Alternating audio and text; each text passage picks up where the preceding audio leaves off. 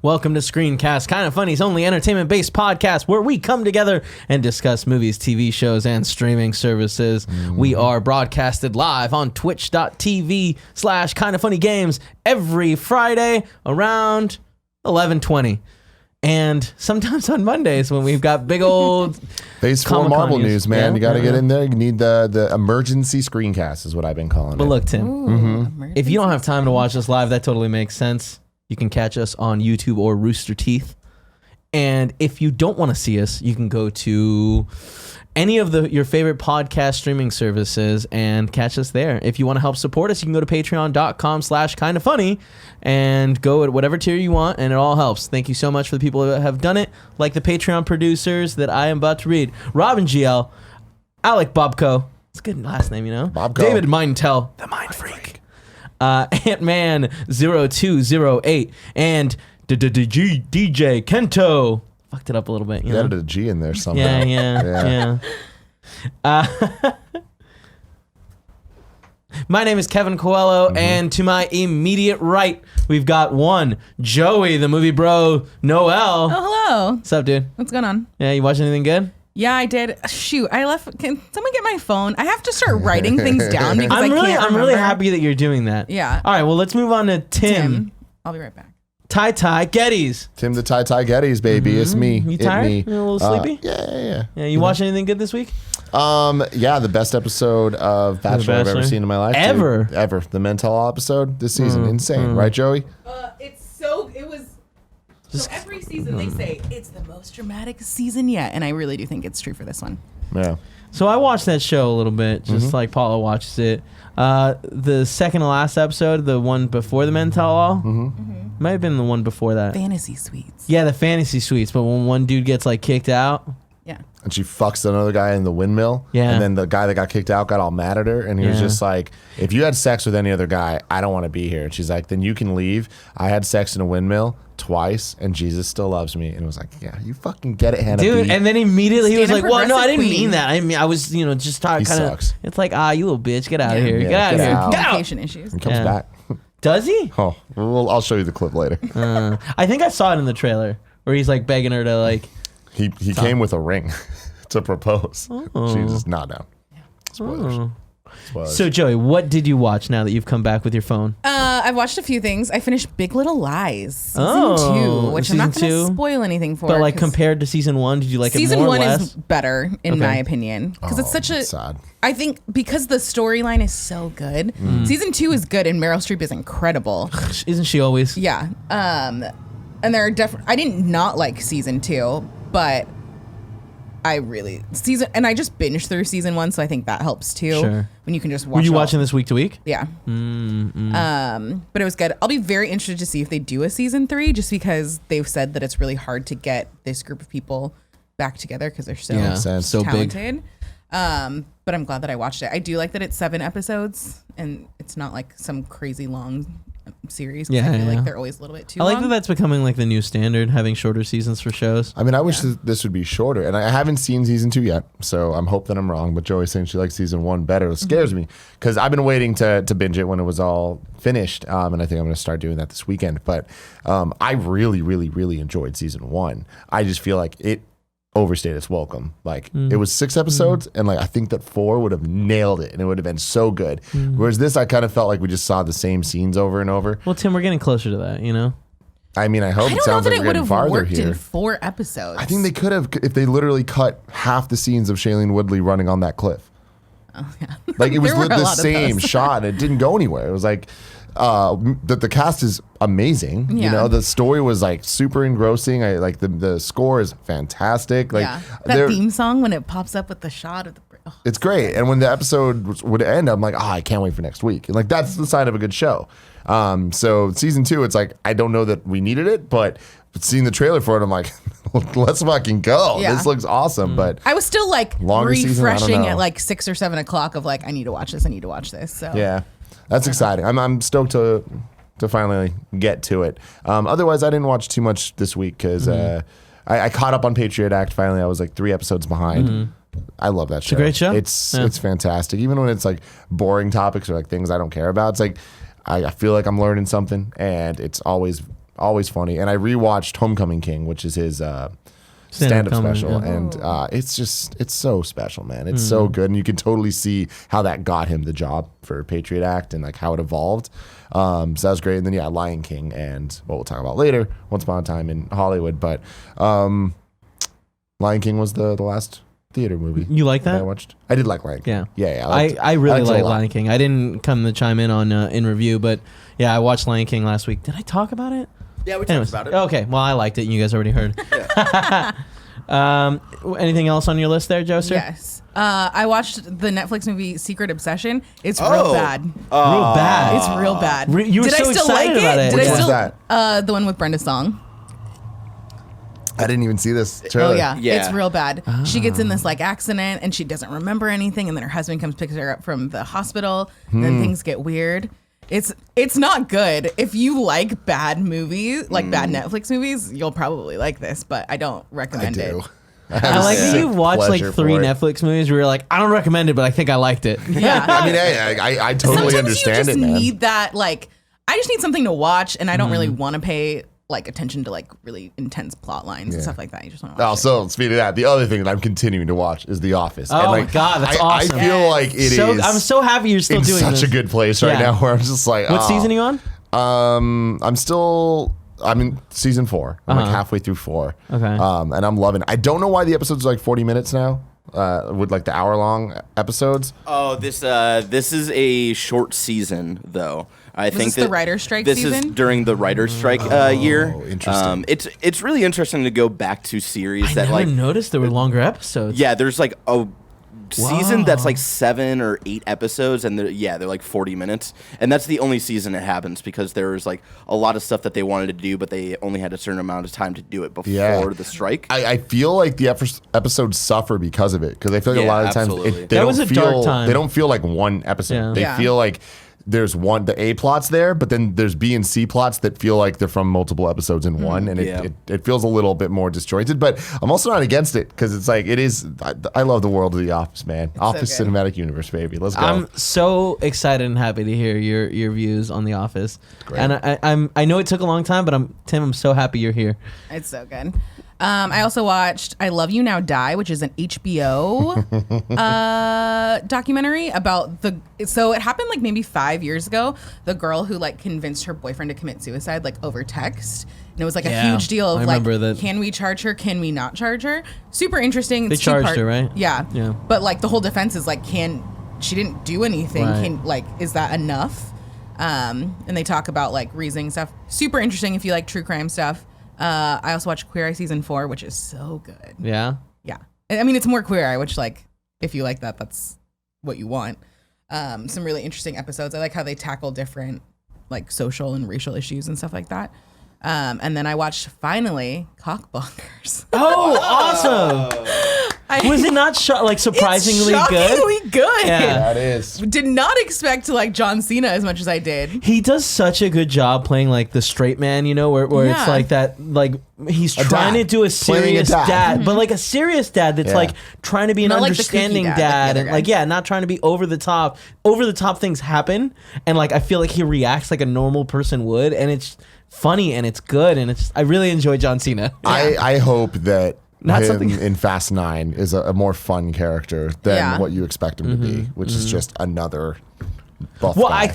I hope that we get something like this where it's Me like, too. yeah, and I think that could work and could fit. Yeah. And obviously not as goofy and But I think- probably a little less butt chugging, but maybe not. maybe I not. would say like arguably 100% less butt chugging. I don't know, man. I mean, it's But an what if they're effective way to butt get chugging drunk. Nos?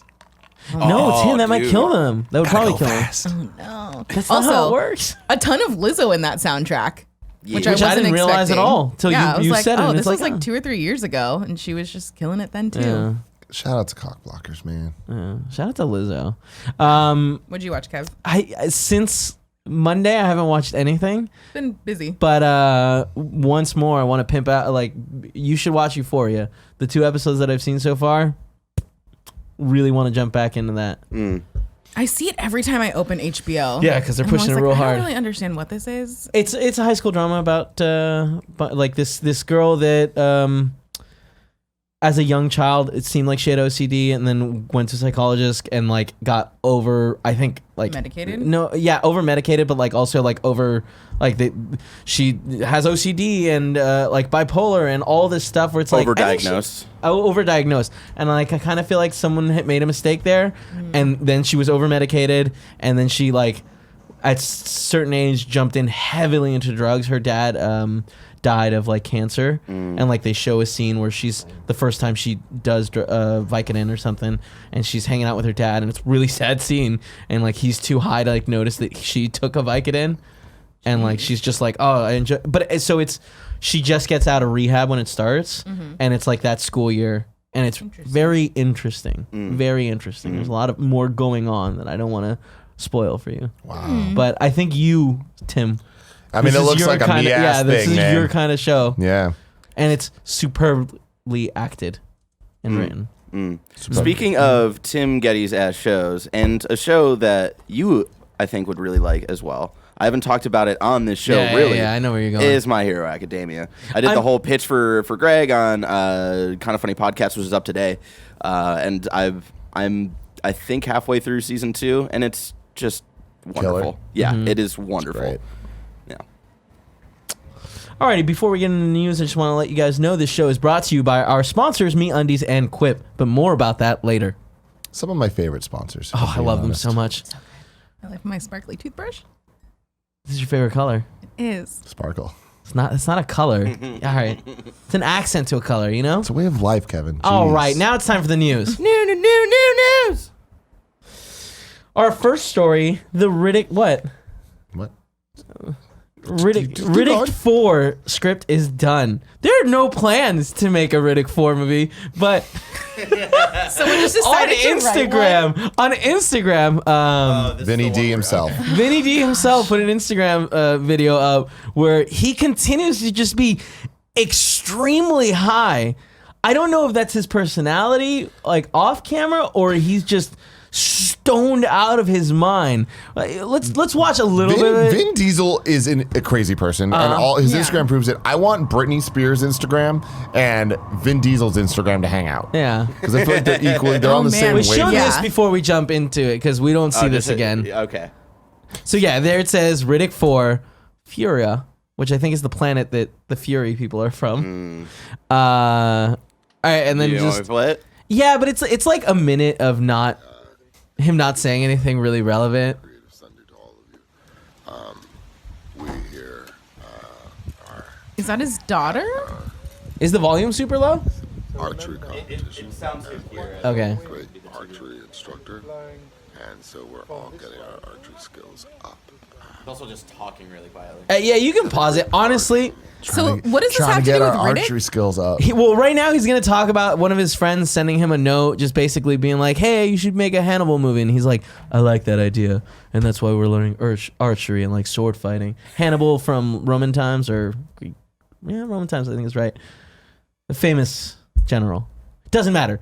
And This then is all in a video where he's teasing a script for Riddick? for a movie that is, as far as I know, not in development at all. And he's like, look what I got as a birthday present. Should I show him? And his daughter's like, can I show him? And it's like, yeah. And she comes up behind there and pulls it up. And he's like, it's the Riddick 4 script. And it's like, you are so interesting. Now, that being said, I would love a Riddick 4.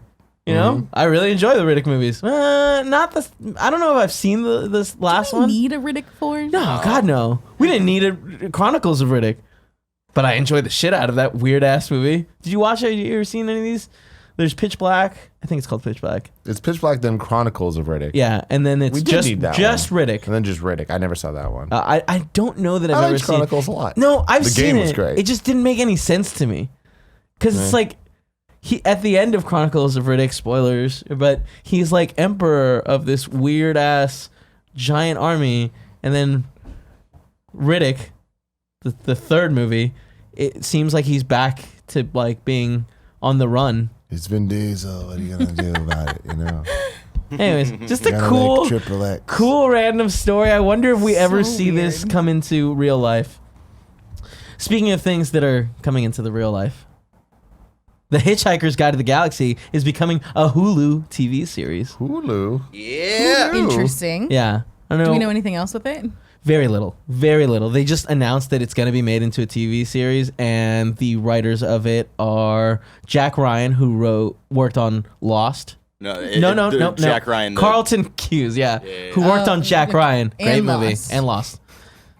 And Jason Fox. Fox? Is it Fox? I think it might be Fox. What do you Fuchs. Yeah, it's Jason Fox. Fuchs, but okay. It's definitely Fuchs. Jason Fox, dude. It's definitely Fuchs. If you had that last name and you didn't call yourself Jason Fox. Yeah. Jason Fox, dude. It's definitely Fuchs, because now that you say it, I was like, oh, I've heard that name many times. He worked on Wonder Woman.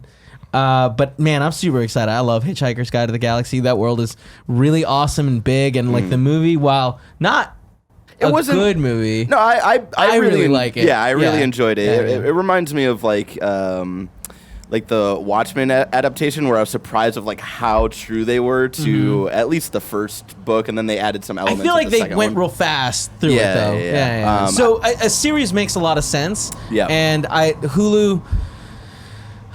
Their series, like, they put money into it, right? Yeah. Bridesmaid's Tale and all that. What? Handmaid's Tale. You know what I'm talking about. Handmaid's Tale. They've got good production value over there. I think Yeah. the only thing I need from this, like, cast who you want, cast nobodies. I don't really care, but like, I think the thing that this show needs to nail, especially when you get into the later books that get super fucking weird, is that you gotta nail the tone immediately to be able to realistically tell the stories in the later books and not have them seem so outlandish. Yeah. I think they just need Brendan Fraser. Whoa. As Arthur When Dent. is he gonna get his? He's Tim has too no- old. He's Tim too has old no for idea Arthur what Dent. he's talking about right now. But like, I want a Brendan forgot- Fraser renaissance so Ooh, badly. Me too. Ooh. God. You know who Brendan Fraser might actually be really good as? Zaphod Beeblebrox. I don't know. I Dude, feel I like think that's he not a could real do thing. it. That no way is. that that's a real thing. Who's the guy that they cast for the movie? Oh, He's Hammer in MCU. Justin Hammer in What's the Iron name of Man that 2. actor? Sam Rockwell? Yeah, Sam Rockwell plays Sam that guy. Rockwell fucking killed it. Yeah, Sam he was Rockwell's great. So good. Yeah, in so everything. good. What if his name was Sam Fuckwell?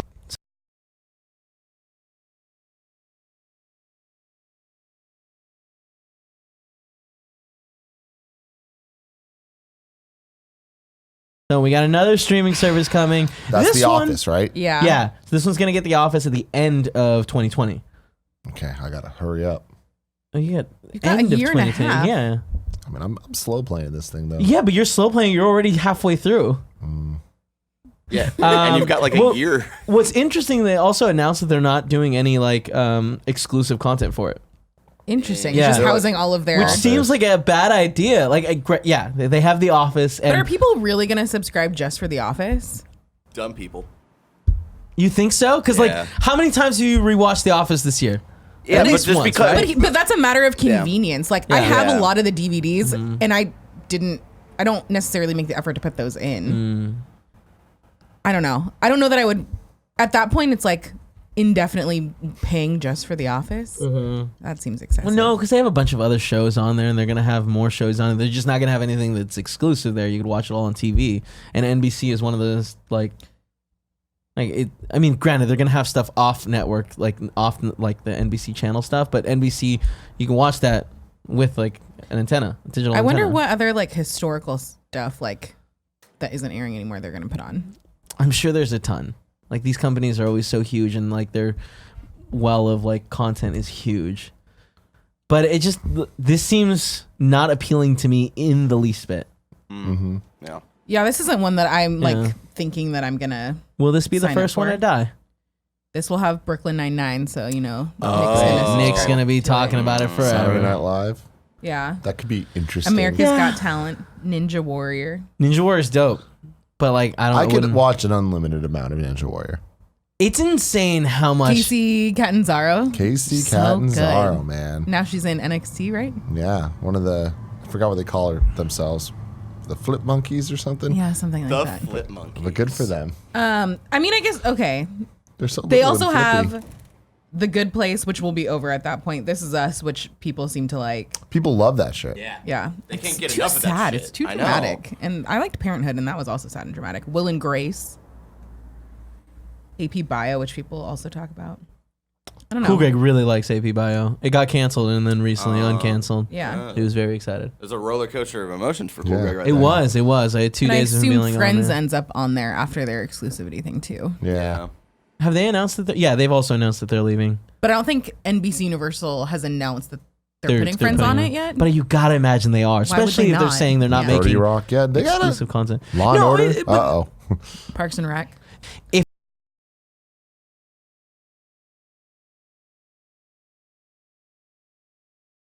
If we didn't have access to Parks and Rec, like I've seen Parks and Rec, no lie, more than 10 times the whole series through. I very much enjoy it. But like, if it's gone forever, will I ever think about it again? I don't know. I'll probably think about it, but I don't know. No, that you'll yeah, go but out like of your way not to to the watch point it. where like I'm gonna pay a subscription service to watch it. I might like utilize some sort of like 7-day trial and like be like, can I do it? Can I get through the whole show? I can. I've done it before. I'll do it again. They might get me with Brooklyn Nine-Nine. Just because that series. I've is never so- heard you talk about it before. I hate you. What?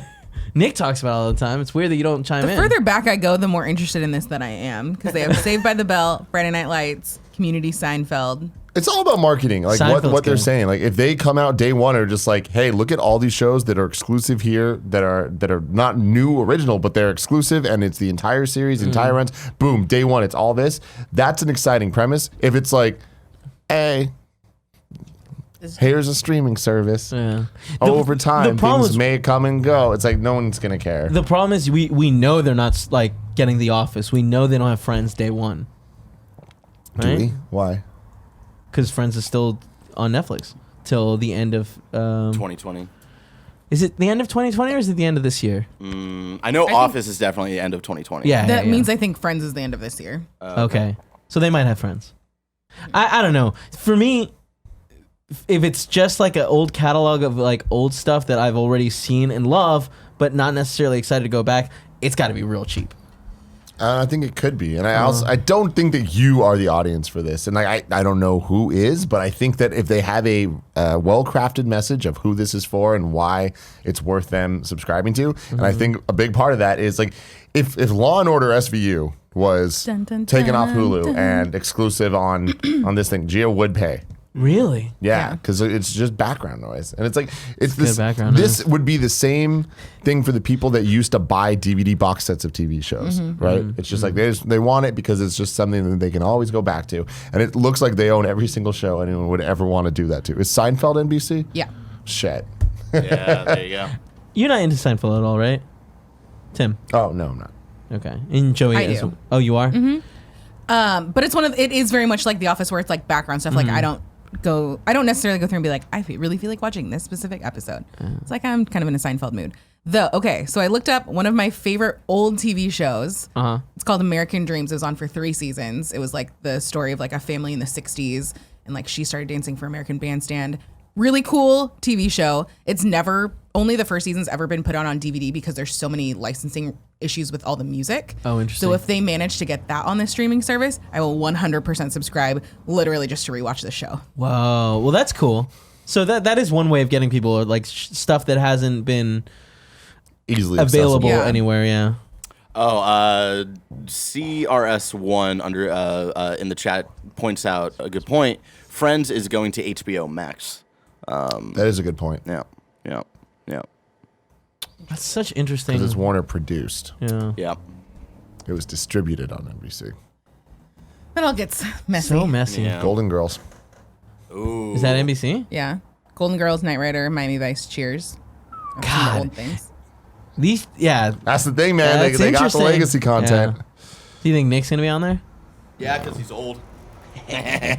No, Nick's gonna wait for somebody else to sign up for it. It's not a bad plan. And then Not a talk bad about plan. it 3 years from now. All right, well, moving on to our next story. Speaking of the far future. What? Because he said Were 3 we? years from now. Oh. Mad Max Fury Road sequel will happen, according to director George Miller. Let's see how long it takes. So in an interview, George Miller essentially said that, like, yeah, he wants to make 2 more movies one that Interesting. is Mad Max and one that's Mad Max and Furiosa. Doesn't seem like it's happening soon. He kind of implied that it's his next project, but Yeah. I'll believe it when I see it. Yeah. I really hope that these happen in a timely fashion. And I feel like he said Yeah. this 6 months after Fury Road came out. So it's just him saying it. No, 6 months. I believe 6 months after Fury Road came out, he was like, "I'd be down to make a Furiosa movie." Yeah, but Fury Road is phenomenal. I've never seen it. Fury Road, phenomenal. It's real good. Yeah, and it's I don't know that I need more though. Like Really?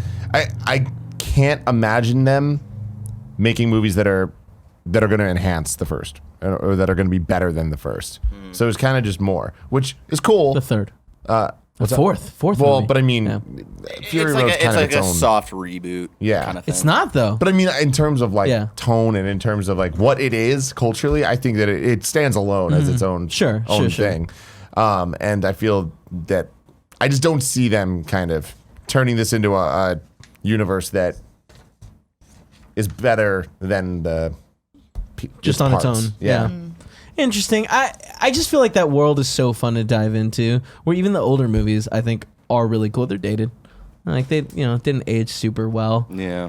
But it's still an interesting world, and it's cool to, like, have more stories from there, especially if he can get the magic that he put into the last one. And that's some real magical stuff. Joey, it was re-released in theaters without, like, any. It was re-released in black and white and with just the score, Yeah. and people went and watched it. Yeah. Interesting. That's how good it is. It's so fucking good. Yeah. Also, it's one of the movies There's also that very little talking in the movie yeah. Yeah. at yeah. all. So it's not like a big deal that all the dialogue was cut. Yeah. Yeah. Also, it's one of my favorite movies to watch on 4K, like Oh, Blu-ray. It is. It looks beautiful. I kind of like want to go home and watch it right now. Fuck, man. You should. like You should, anti because it's this gonna be a movie, I just long never time saw till we it. get Yeah, it's another one of cool these. as fuck. Yeah. And then our last story for this week. Spider-Man Far From Home becomes first Spidey film to break $1 billion at box office. A billy. No, it hasn't actually broke it yet, What? which is weird. Why yeah, is that a I was headline? looking at Box Mojo. It's estimated that the numbers Office Mojo. by what? No, Box Office Mojo. Yeah. Yes. What did I say? You said Box Mojo, which Oh. is fine. It's different. It's estimated by like when the numbers come in for today, like it's hit that. Interesting. 1 billion. Projections. But yeah, but I mean, this still blows everything out of the water. Like That's it's the crazy. first Spider-Man movie to hit $1 billion, right? Oh my god, yeah, this is by far the most successful Spider-Man movie at this point by I think to the tune of 300K or something like that. Which is a lot of money. A lot, yeah. Yeah. And I mean, it's 300 also sorry, not done yet. 300 million. Not 300K. Jesus. Yeah. When you said 300K, 300K I is was like, nothing. no, I was I like, was that's very impressive. It's a big, Yeah. And then yeah, Jesus, yeah, you're right. That's the number. Big difference there. And like this is good. Like this means that they're allowed to make one more movie with Spider-Man. I mean, so that we talked about I know this that it's all on hazy. the bonus episode of Screencast this week, but the last we heard, or the rumors about the Tom Holland contract for Spider-Man were that he was going to do 3 team-up movies and 3 solo movies.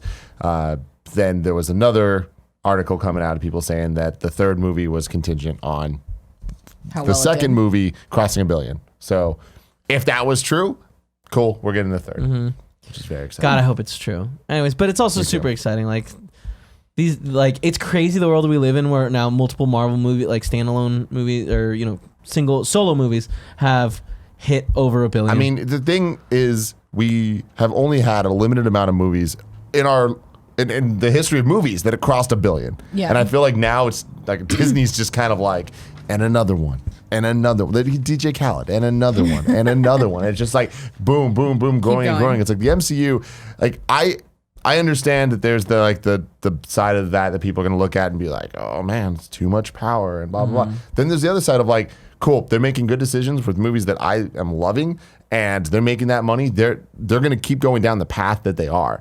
And if the path they're going down gets as weird as they had Mysterio in this one, I am all in with that Spider-Man story. Let's keep going. I'm very excited for the future. That's so exciting. Yeah. All right, now it's time for some ads. Before we get into the big topics, some cool things the chat brought to my attention. Aladdin also crossed $1 billion today. Whoa. Aladdin crossed $1 billion. Lion King well on its way. Gonna hit that very soon. And Far From Home is Sony's second highest grossing movie of all time, behind Skyfall. James Bond. Well. Do-do-do-do. Is it not its only other movie aside from Skyfall that crossed $1 billion?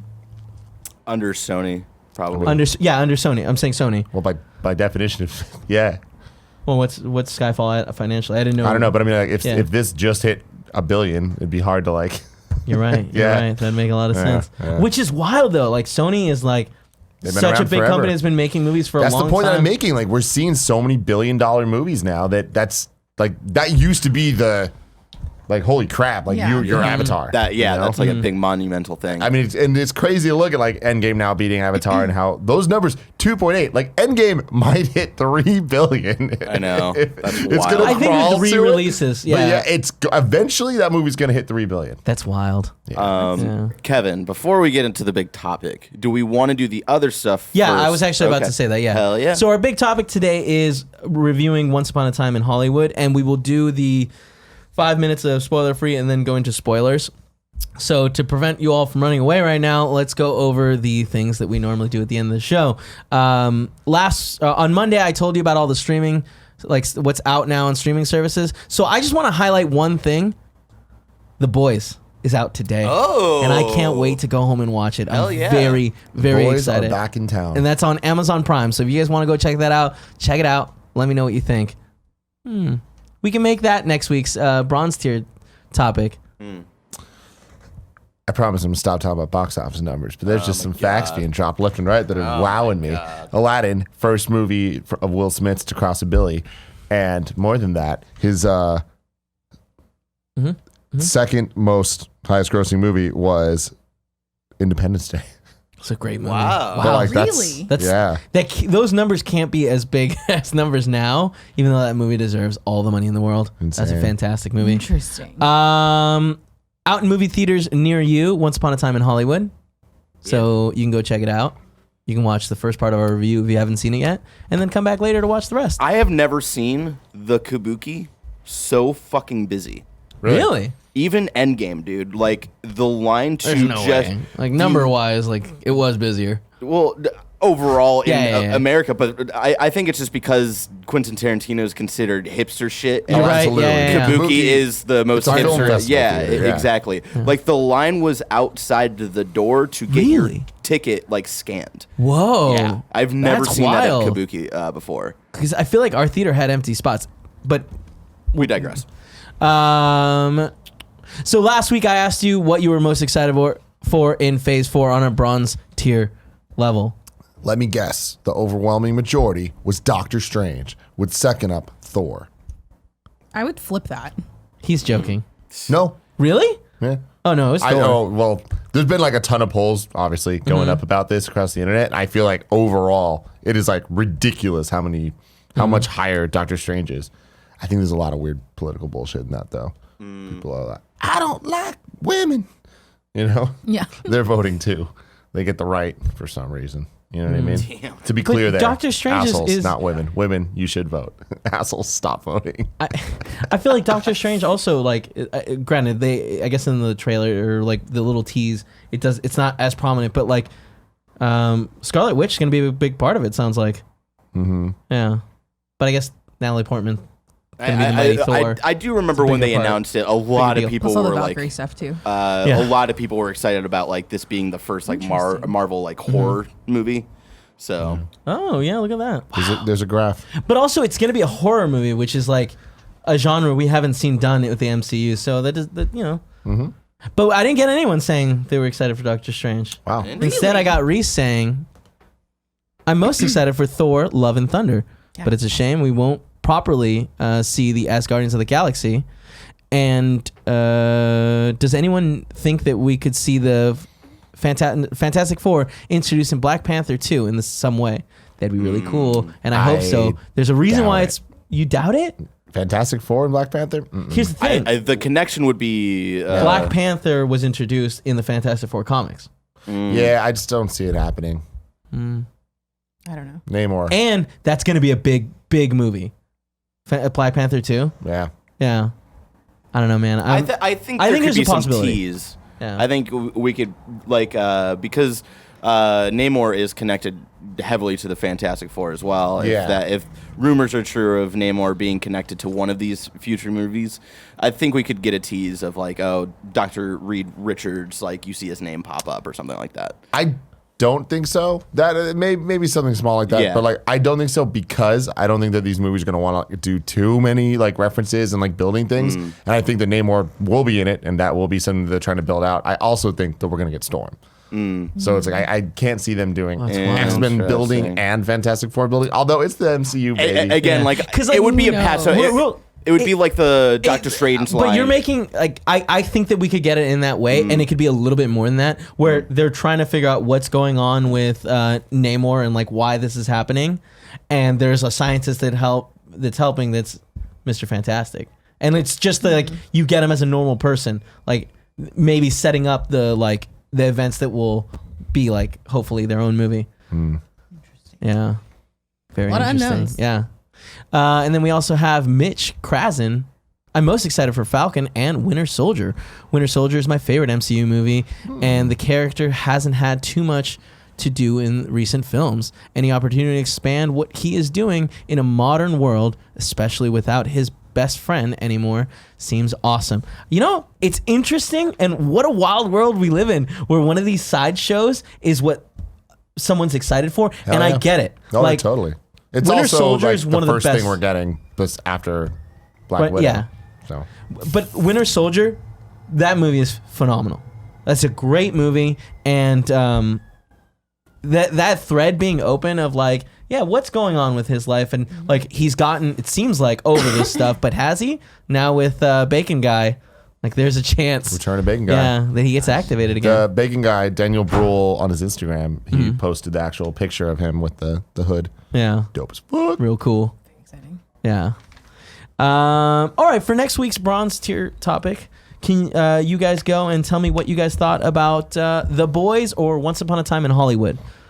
So, because that's what we're about to talk to about. Also on Patreon, if you want to do the platinum tier, right? Platinum. You can get this shirt. You too could. Barrett, let me get the look one. like Kevin. Let me get the one. I mean, you know, you can look like you. Look at that. That's just a serious photo. Just future proofing for the next convention that where he gets banned. Yeah. Yeah. Craig Miller. Yeah. great. It's inevitable. He's tried at PAX to get banned. Is he Will he do it trying? this year? I will with I the don't fog think machine, you know. Oh yeah. Yeah, we got real close. All right, now it's time for our big topic. Let's talk about Once Upon a Time in Hollywood.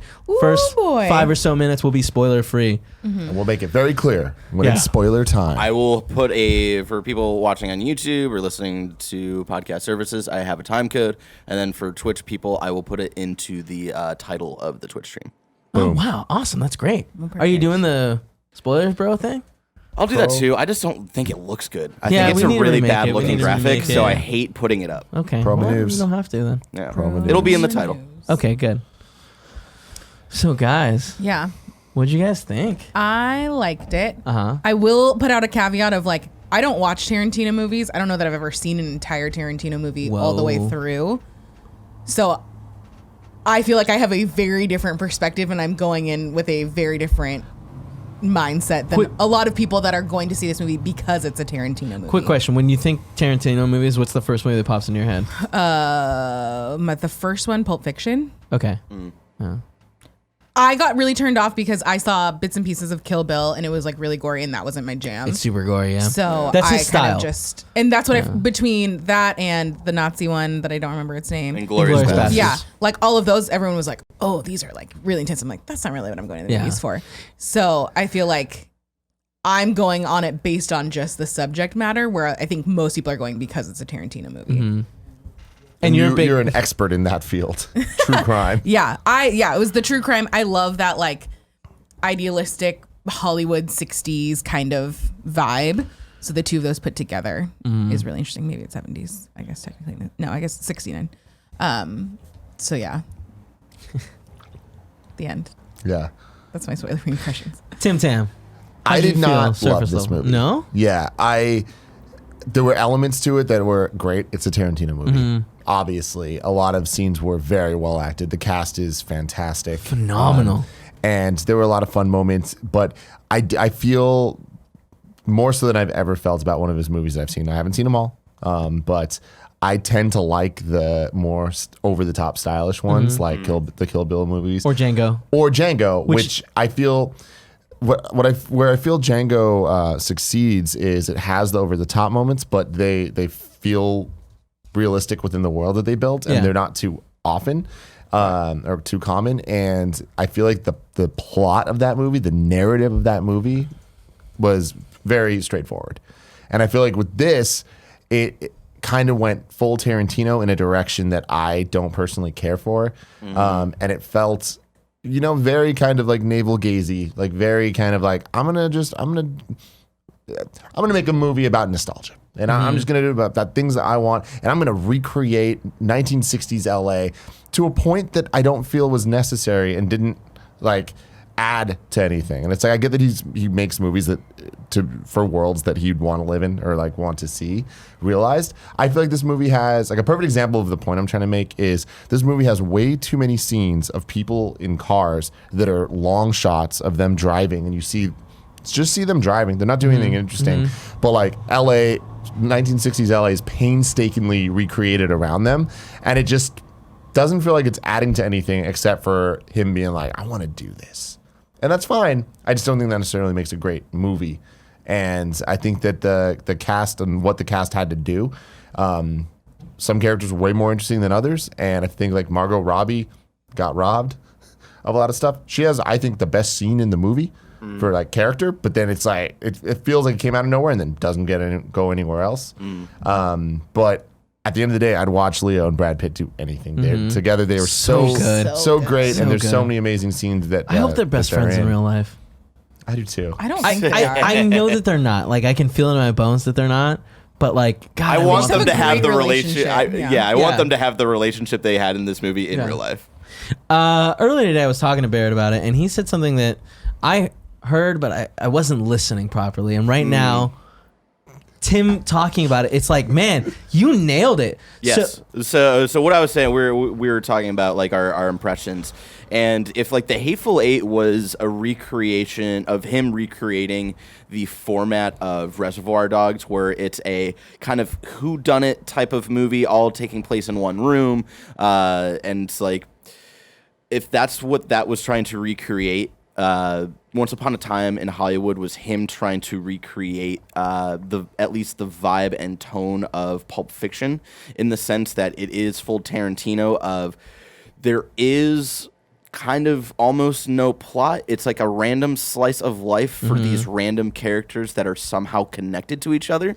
And because of that, I actually really liked it. It went into places that I didn't expect, and it's very slice of life, where I feel like a lot of the stuff that happens in the movie doesn't really like matter or like build to anything, but they're still interesting on their own in those scenes that they're happening in, and that's why I like really enjoyed it. I don't think like definitely reviews right before the movie was coming out were saying like, this is his best movie in like 15 years and stuff, and I was like, absolutely not. Like I don't like it any more than Inglourious Bastards or Django. Like I think those two are like leagues better than this movie, but I still really liked this movie. I'm a Tarantino fan. I really liked it. I would say the two major Tarantino releases that I'm not huge fan of is Jackie Brown and Hateful Eight. Yeah. So yeah, like I liked this way more than Hateful Eight, but I wouldn't put this above any of the other recent stuff. Yeah.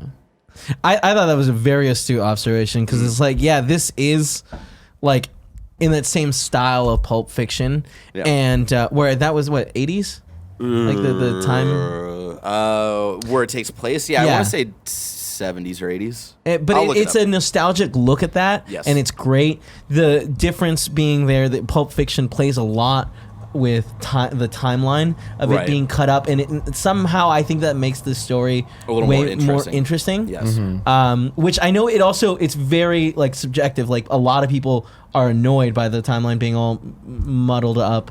But I enjoyed this movie.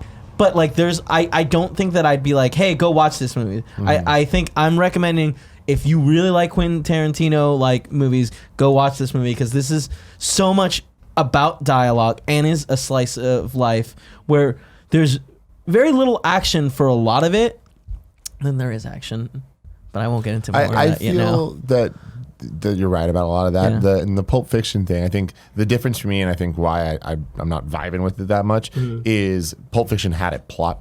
Like it had things that were happening, and even if they were out of order, it's like stuff was going on. You could watch this movie and like leave the movie, and if someone asked you like what happened, you'd be able to answer it. Whereas this didn't, and not every movie needs a plot. But I think the problem and difference is with this is it relies on prior knowledge of characters and situations for your expectations to be subverted, or else you're just kind of delivered something where you don't know who's who and how they're related. You see characters and you're like, I get that I'm supposed to know who they are, but like I'm not familiar enough with the story to care that they're neighbors with them, which is different than how reality was. You get what I'm saying? Right. So because I don't know that stuff, watching it is just kind of like, I'm just being delivered a alternate version of reality for a reality I didn't know. And the alternate version doesn't really have a through line, you know? Yeah. It is slice of life, but it's just, it almost feels pointless, but then you get all these great dialogue scenes. You do get all these great character dynamics, and it's like, so is it worth watching? Yeah, for those, because it is cool. It is brilliantly shot for sure, but I just think it's indulgent, and I think that that's a easy criticism to lob at it, and I feel like you cannot watch this and be like, it's too Tarantino. Like, and you already know you're right. Like, that's just how these movies work. But I think elements of narration and flashbacks that are used, they stick out in a way that don't feel like they're adding to a cohesive tone to it. It just, that feels like it's Tarantino, so it has to be weird. Well, because it's not consistent. Yeah.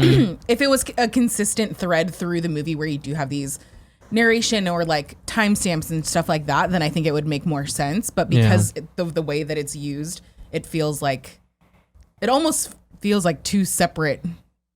Like the last third feels very different than the rest of it. Very different. And it's like, I don't think that's earned in the way, because I feel like the last part of the movie very much feels like there's a plot. It very much feels like this is happening, so that happens. Whereas the rest of it, it doesn't feel like it's setting things up, and it doesn't feel like they're building the world that eventually you get there. It's just kind of like, there's a lot of elements that are just introduced that I just feel overall, it feels like a Tarantino movie. My first thought leaving it was, I'm a little worried. I'm more worried about Death Stranding than I've been so far. It's just such a funny like place for your mind to immediately go to. Yeah, I'm just like, oh. Yeah. Like maybe the artist got too much power on this one. So Joey, would you recommend people go watch this movie? Yes. Tim Tam, would you recommend people go watch this movie? I'm similar to you, where it's like, if you're a Tarantino fan, you got to. Yeah. You know, like if you're a movie fan, even, like I think you should go watch this, because it's like it's a good you film. should have an opinion on it. You know what I mean? You should, Even if you're not a I know it's good Tarantino film. fan, I feel like somebody, I forget who in the chat says it's his most accessible, which I kind of agree with. Like if you're as going in, you don't think really so? don't think so. I mean, don't know. I don't agree with that. Because what I'm saying, like Django, it's a plot. Yeah. Like there's a story, and I feel like No. And like it doesn't matter. Well, I think we can get more into it Yeah. once we go into spoilers. I would recommend this movie to anyone that's a big Quentin Tarantino fan. Or do you like Brad Pitt and Leonardo DiCaprio? Because I feel like they do such a phenomenal job in both their roles that it's just like they're such good actors, and they showcase that so well in this movie. So yeah, if any, and like that's a big bunch of people, Yeah. you know, so it's like, yeah, for the most part I guess I recommend it, but like just know what you're getting into, where it is long, it is very long, and it's fun, but like it didn't feel long to me. oh Yeah, it didn't. For me, it didn't feel long, and without spoiling anything, like towards the end, like the very end of the movie, I was like, oh, here we go, we got another act. Like I thought we were getting more. Yeah. And I would have been fine with it. yeah. But yeah. I won't say anymore. Yeah, I'm not saying that the long was an issue. I'm just saying like I did not realize it was that long, and we got out. It was 11 o'clock, and I was like, "Holy shit!" Yeah. I still have to plan Screencast. All right, now we're gonna jump into spoiler territory. You guys ready to rock and roll? Yeah. It's the spoiler zone. Goodbye, non-spoiler people. Welcome to the spoiler zone. Name's been updated. The name's been updated for a couple minutes just to give people a heads up. So we're good. Okay, We're all good, right. baby. Yeah. Let's talk about spoilers, man. What do we wanna get the into? last 15 minutes of this movie go batshit crazy, because this whole movie is very. It's a slow burn. It's a slow burn in a good way. Again, there's a lot of I liked it, phenomenal yeah. acting, good character building moments, but we get to a point where they're like, all right, this is all the action, and you can tell it's coming because it's the murders are about to happen.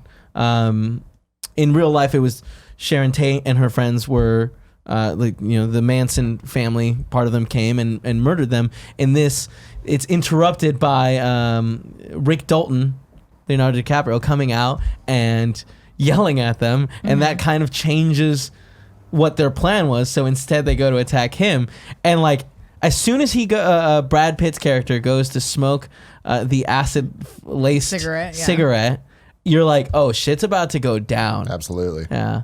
And that was cool. You know, I feel like that was the moment. I should have said this in the spoiler-free part, but a criticism I have of this movie is I didn't feel anything throughout the entire thing. Really? Until this part. Because I never feared for a character.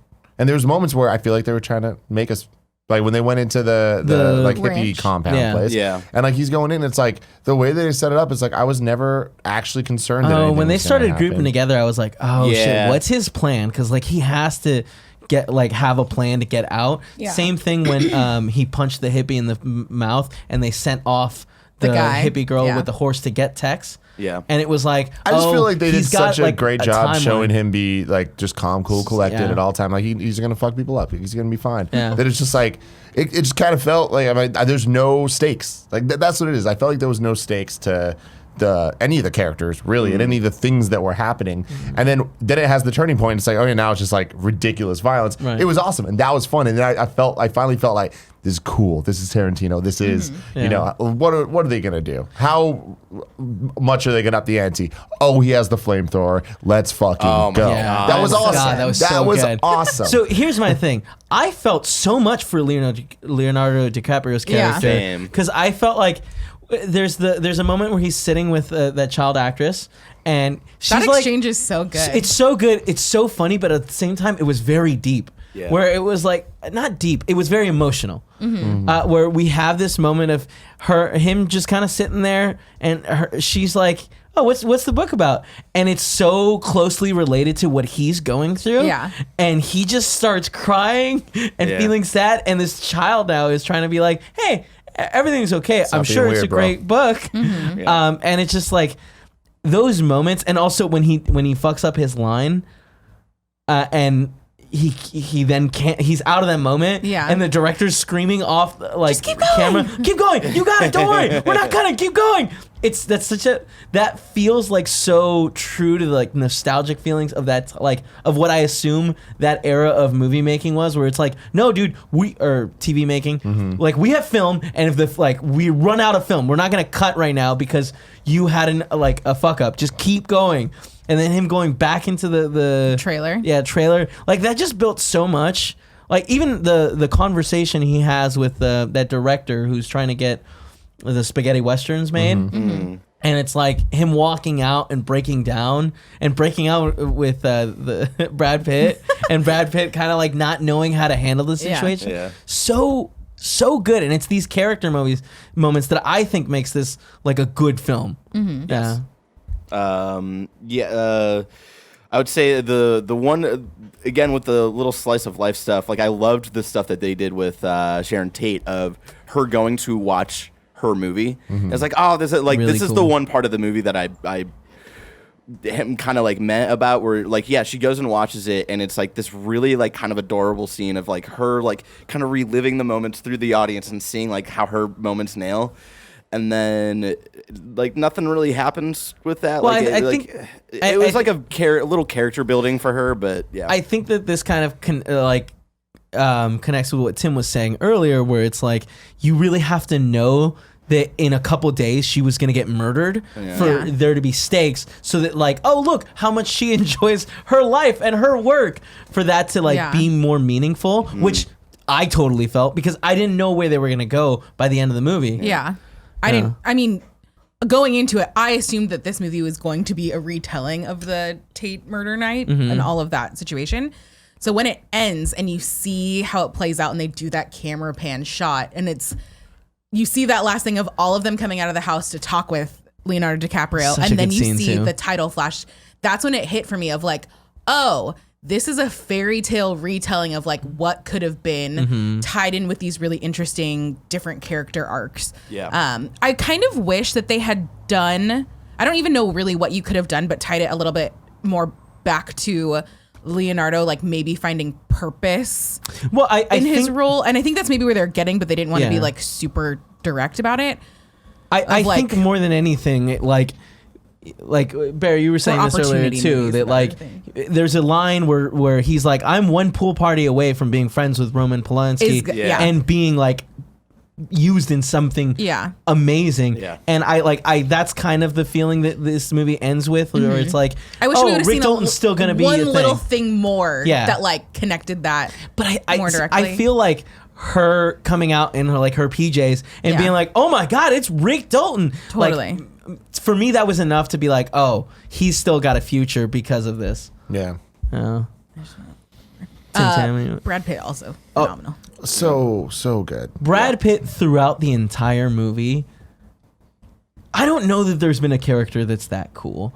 He's very cool. So cool. When he climbs up on the roof and we see the flashback of why all these people are like, oh yeah, he murdered his wife. And it's just like, oh man, that could have gone either way. Like he could have very easily murdered his wife right there, or there could have been an accident. Yeah. But it's like, oh, that's not that flashback. That was earlier. That was when Kurt Russell is walking into the with Leonardo DiCaprio about why he won't hire him. The flashback we get when he's changing out the antenna is him fighting Bruce Lee. Yeah. Bruce Lee stuff was all great. Yeah. It was so fucking good. And I like that it wasn't just that one note of that one scene, where we also got scenes of him training other people, like Sharon Tate. Well, Sharon Tate. Like that's my thing is like I liked Margot Robbie's kind of parts in this movie a lot, and I know this movie's not about her, but it's like it just makes me ask then what is it about? Because when we see Rick, it's like you're talking about, it's like we don't really get character development from him. We just kind of see him kind of dealing with something, which is fine. That's totally fine. I think we get him dealing with it and then accepting that his career's over. I'm gonna go to Italy. I'm gonna start a new life. And then when he comes back, we get the whole like, I'm selling this house, even though an hour ago I grabbed Brad Pitt and was like, you gotta have a house here. You gotta live in this or else you're not in it. You know, like that was him giving up on the dream. And I think that's the growth where he was like, all right, this life is now my past. I'm ready to give it up. And then we get with this giant action scene, him being like, no, I can still do this. Yeah. Yeah. I left feeling more mad than I wished I did. I went into this in such a unique way that I was stoked about that I knew nothing about this movie. And I'm like, hell yeah. I only saw the first trailer. Yeah. And which was totally just like a flash. Like you would have never known what's going on. And I was hoping that I was going to be like, wow. Yeah.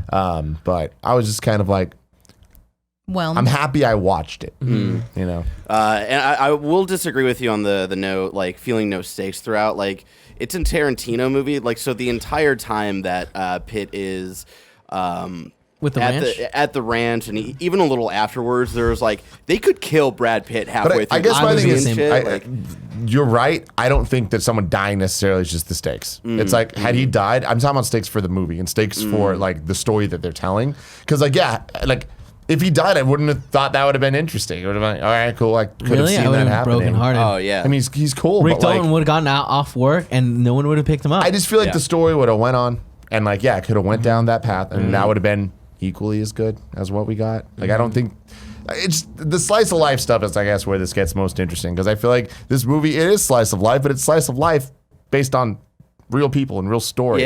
Yeah. So that's where it kind of gets weird, where it is like an alternate reality. I think that only a tiny part of it is based off reality. It's just the Sharon Tate stuff. And I don't even know how accurate that. I'm not super well informed on whether what parts. Yeah, they did her ex-fiance hang out with her all the time? Yeah, it was her hairdresser.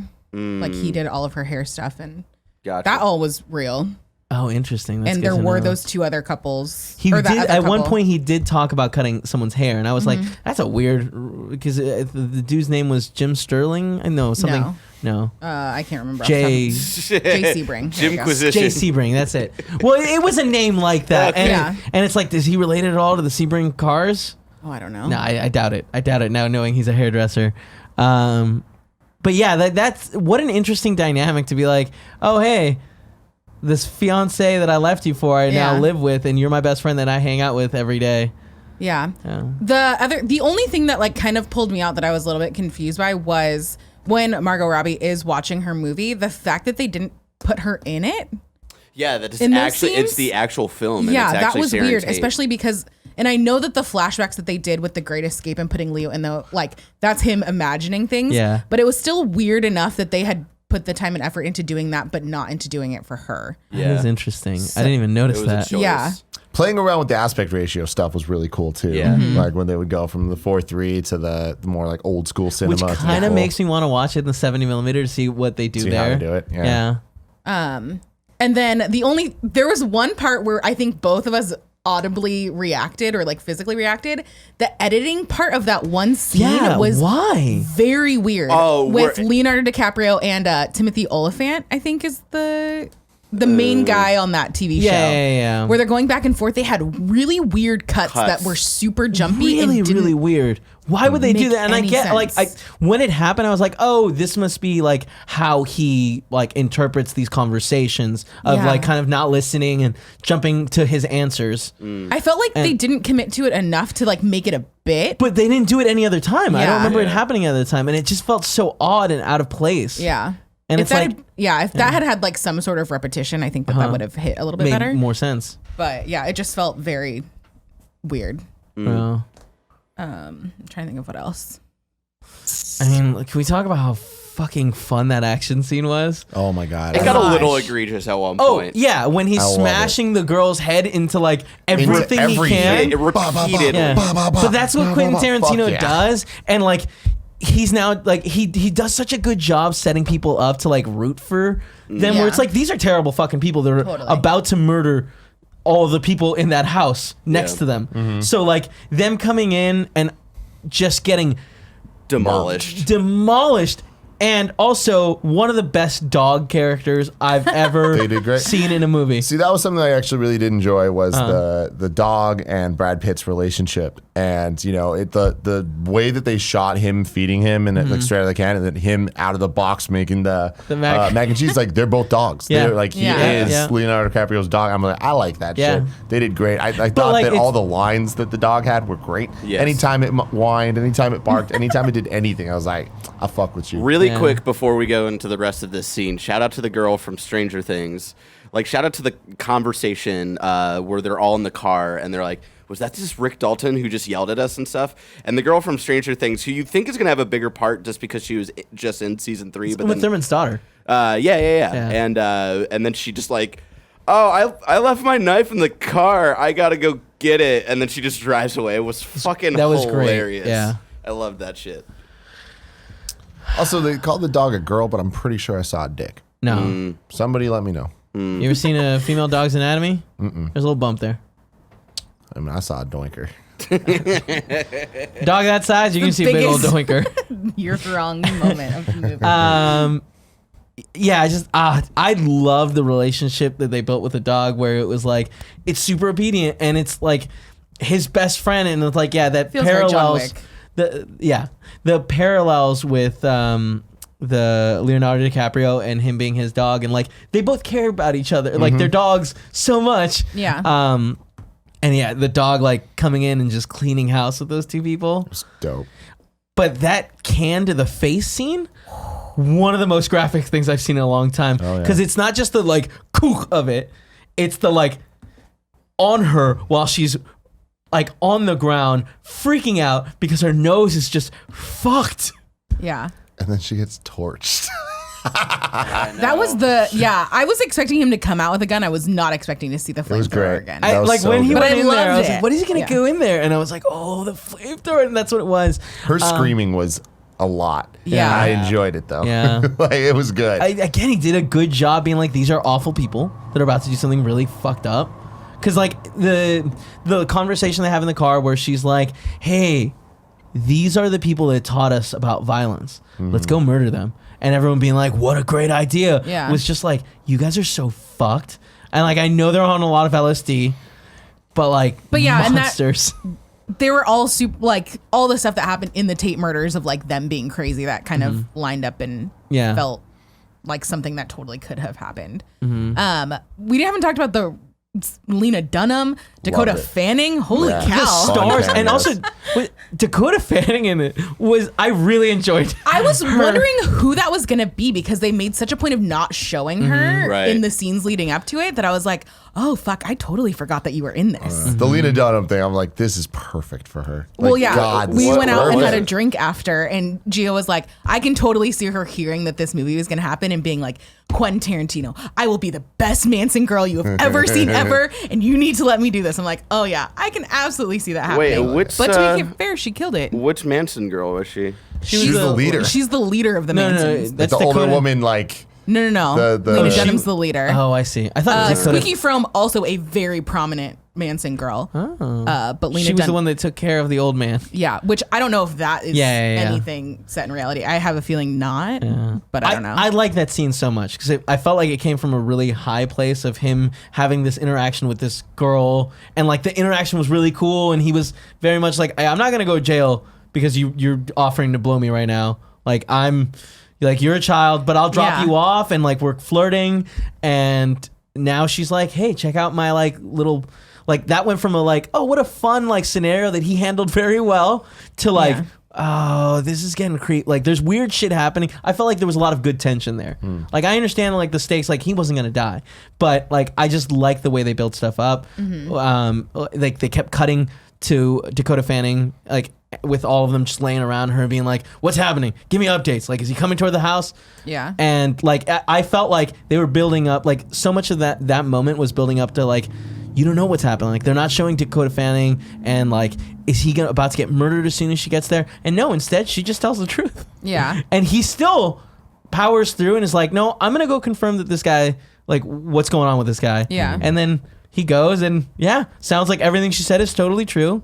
And then he comes outside and that one hippie has put a knife in his tire. Yeah. And he handles it in the coolest, So badass. best way ever of just punching the fuck out of his face. Yeah. Yeah. And then it's like, and then no, making him fix it. Yeah. Yeah, I'm Such looking it up power. right now, and the whole the Spawn Ranch, the 80-year-old nearly blind owner George Spawn, that whole stuff seems to be true. Interesting. I don't know, like how accurate all that stuff is from like all the stories that came out about the Manson family, but that is something that apparently did happen. I just overall, there were so many points of this movie that I enjoyed and loved. Like, did we talk about Bruce Lee getting thrown? No. Oh, We into talked the about car. Bruce Lee vaguely, but that was such even that line that they showed in the trailer where it's like, no, that's just manslaughter, like Yeah. still hit really well, even though I'd seen it a million times. Yeah. But yeah, seeing, because before that, you didn't really know what he was capable of, and that was the first Right. glimpse of it. And it just, what a good scene. Yeah. Because he destroyed that car Yeah. with Bruce Lee's body. Crazy. The part at the beginning where they go to the Playboy Mansion and it's all narrated by Steve McQueen, I thought was really interesting too. Yeah. Well, that was Steve McQueen having a conversation with. The girl, but like Yeah. I think at the beginning it started as like exposition-y Was it Steve? stuff. I thought it was Kurt Steve- Russell. No, Steve- narrating.